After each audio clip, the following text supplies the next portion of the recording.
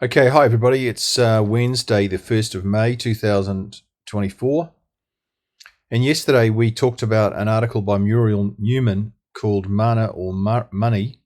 And it was about how iwi or Maori are interrupting the business world in New Zealand for the worst. And we talked about Lake Taupo. We talked about the Waikato River. We talked about hydro schemes in the South Island with Ngaitahu and access to water and so on, and tremendous corruption that is going on in the country with these kinds of things. And let's pick it up today. It says this, but it's not just around lakes and rivers that iwi are muscling in. Muscling in means that they come into a situation with no authority, unlawfully, and they start interfering with what is happening with legitimate business enterprises. In the far north, the flow-on effect from the unlawful actions of local iwi are now threatening the mussel farm industry. Now, unlawful means that they're not lawful, but the police don't do anything about it. The government doesn't do anything about it. Local councils don't do anything about it. In other words, we have apartheid operating here. It's not one law for all. It's one law for Māori and one law for everybody else. And that's just a great definition of apartheid. That's a great definition of racism, of separatism. That's a great definition of two parallel governments operating in New Zealand, a Maori government and the elected government.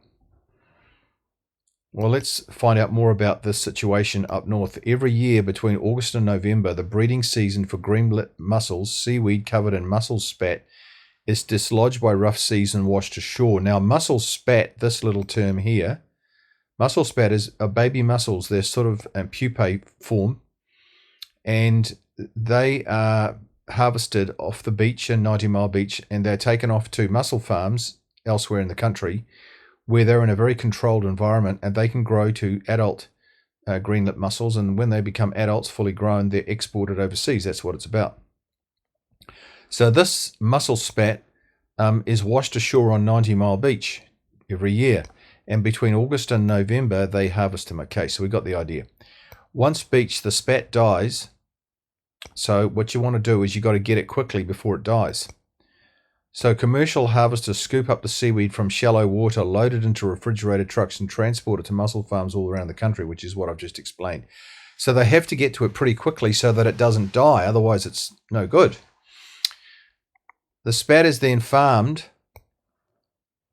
for up to 2 more years before the fully grown mussels are exported to more than 70 countries. So this is a big business. This is going to 70 countries, New Zealand exporting green-lit mussels.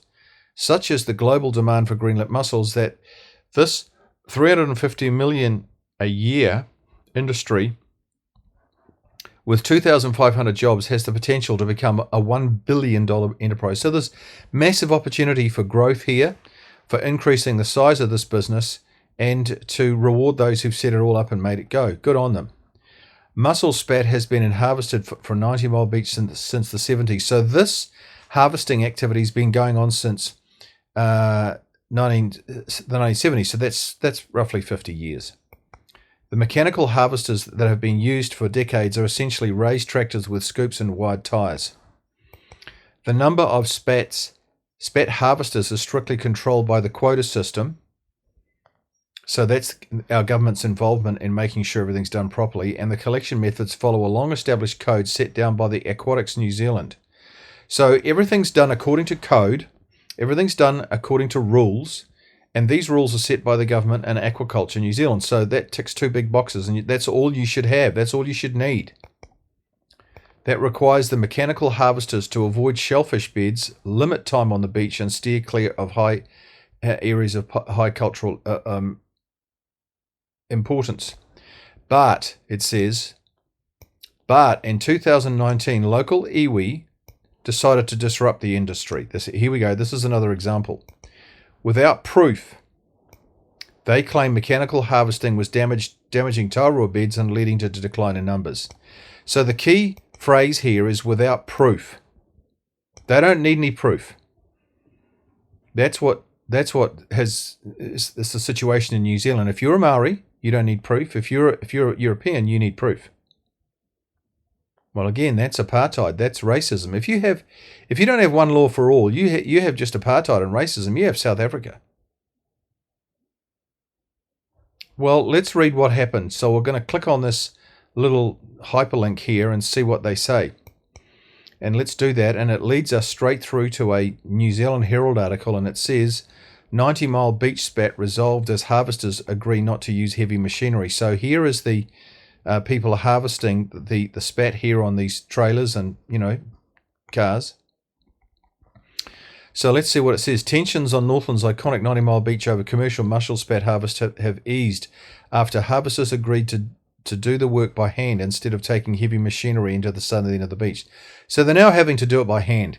That's pretty much like harvesting wheat by hand, which is what they used to do in the 17th and 18th centuries, but now we're having to do it in modern New Zealand because of iwi interference.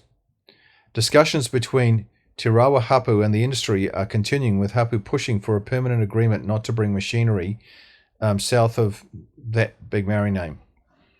While commercial spat harvesting is legal and has been happening since the 70s, the scale of the operation took local by surprise when a video was posted on social media last month.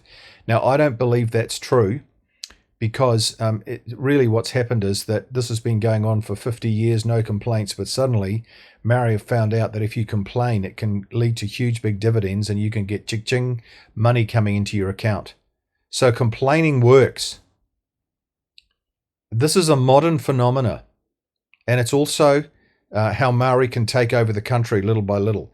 The clip shows 8 loaders working in the surf with to scoop up seaweed, then transferring it to truck and trailer units parked on the sand. So there's a picture of it, right? Of this tractor. The video sparked an outcry about the potential effects on Tauro and Tuatua beds and raised questions about whether the industry was sufficiently monitored. Under certain conditions, the seaweed that washes up on that long Maori word, 90-mile beach, that's the new Maori word that's never been asked for by the public, is covered in spat and the tiny larvae that grow into mussels. After harvesting, the spat is transported into refrigerated trucks on mussel farms around the country. We know all this. When the harvesters returned this month, they were met by Ahipara blah blah blah Tipania, who told them his hapu did not want to stop them collecting spat, but would not compromise about the use of heavy machinery on the beach. He did not want them to stop collecting spat, but would not compromise. So, in other words, he says, well, you can harvest it by hand, but don't use machinery. Well, my first question is, what right do you have to do this? This has all been okayed by Aquaculture New Zealand, by the government. So what right does this Maori have to come along, Tipania, Patau Tipania, and interfere with a commercial operation that's been approved by the government and Aquaculture New Zealand? And the answer is they don't, but they do it, and they're allowed to do it, seemingly. After some discussion, the spat collectors agreed to harvest by hand and leave their trucks and loaders parked up further up the beach. Some are already collecting by hand, which Pania commended. But for us, it's about respecting our foreshore and seabed. Notice that? And keeping with sustainable practices that preserve our taonga and mana. Well, who says it's your foreshore? Nobody has. The foreshore and the seabed belong to all New Zealanders. They don't belong to Maori. So what are they saying that for? They already think they own New Zealand. We're not going to allow that machinery to come up and down the beach. Well, who says so? Well, Maori do. So on what authority can they do that? Well, it's just because governments are too weak, pathetic, and the police to confront Maori about them taking over. This has always been our pataki kai, our food basket, and the practice was a huge impact across da-da-da-da-da. Well, hang on a minute. All New Zealanders have that where they go to fish and collect tauraroas and shellfish. It's not just yours. See, the thing about this is that Maori are talking about this like they own it, like they own the beach, and it's theirs. The agreement reached during the latest spat fall, in which spat collectors agreed not to use mechanical harvesting methods south of that big long Maori word, was amicable and positive, said the chairman. We stand by our hapu in this decision to make a stand on this issue and will continue working with industry and iwi to establish acceptable industry standards and practice in our rowie. Okay, look, this is sort of like an alternative government talk. He's talking like he is the government. He's talking like he is the city council, the local council. He's talking as though he's got some authority, like he owns the beach, but he doesn't. Mussel spat harvesting is covered by the quota management system and a code of conduct in aquaculture in New Zealand. Well, that should be enough. So how come we're having iwi involvement, and how come everybody's taking it seriously? Who gave them this permission? Nobody did. But they've been given it by a weak appeasing government, a weak appeasing council, and a weak appeasing police force who do nothing about this because it's a Maori. See? The code requires harvesters to avoid tauraroa and tuatua beds, limit one time on the beach, avoid areas of cultural importance, and ensures all machinery is well serviced and not leaking oil. Well, the code already has fantastic. That is, the government code and the Aquaculture New Zealand code already has some conditions in place where the tauraroa and tuatua beds are protected. But oh no, it's not enough.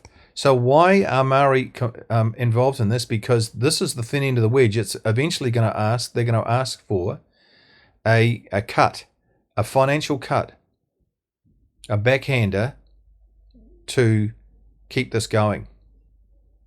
This is what's going to happen. This is how they work. 90 Mile Beach provides 75% of the spat of New Zealand's mussel farms. Now here's the most interesting bit of all. A new Te Onaroa governance board set up as part of the Te Hika Treaty settlement process is currently developing a management plan for the beach, which may include rules for commercial activities. This is the most disturbing bit of all, because what you have here is you have a parallel government emerging in New Zealand. You have the elected government, and then you have a Maori government. So we're heading for a dual government system in New Zealand, where Maori can control resources, control businesses, control natural environments, beaches, lakes, rivers, hydroelectric. Now, if you fast forward this to 2040 and Hei Puapua, they have said they want complete control of the country by 2040. And if anybody can't see this happening right in front of our eyes, like this newspaper report, then they are completely stupid. Which is why we are doing what we're doing, because if we end up like South Africa, if we end up like with full-blown apartheid, we already have it coming in fast, and racism, then that's the end of New Zealand.